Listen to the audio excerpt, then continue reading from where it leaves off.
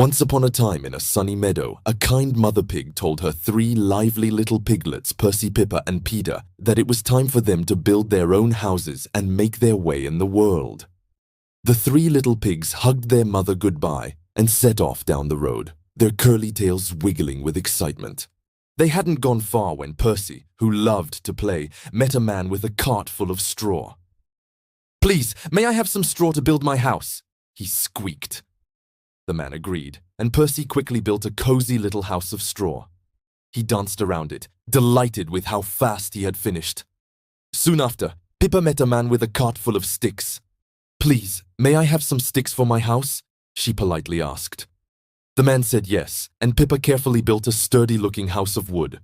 She admired her handiwork, feeling quite proud.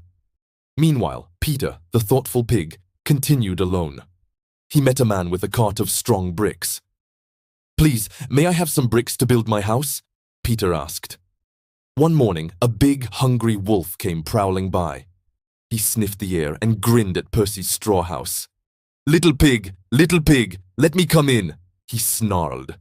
Percy, trembling, cried, No, by the hair of my chinny chin chin." The wolf snarled, "Then I'll huff and I'll puff and I'll blow your house down."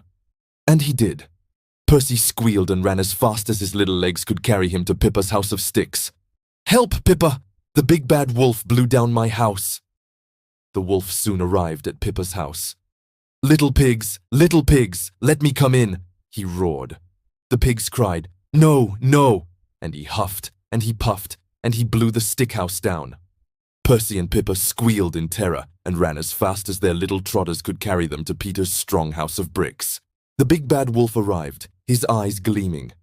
Little pigs, let me come in," he growled. No, shouted all 3 pigs. He huffed and he puffed, and he huffed and he puffed. But the brick house stood firm. The wolf grew red in the face, completely out of breath. Then he noticed the chimney. Aha, he thought, I'll climb down the chimney. But Peter had been listening. Quickly and quietly, he put a large pot of water to boil on the fire, right under the chimney. The wolf slid down the chimney, expecting a tasty dinner. But instead, he plunged right into the bubbling hot water. Youch! He howled. With a singed tail and a very sore bottom, the big bad wolf ran away from the brick house as fast as he could, and he was never seen in the meadow again. The 3 little pigs cheered. Percy and Pippa hugged Peter, so grateful for his strong house and his clever thinking. From that day on, they all lived happily and safely in Peter's sturdy brick house, understanding the value of hard work, planning, and never giving up.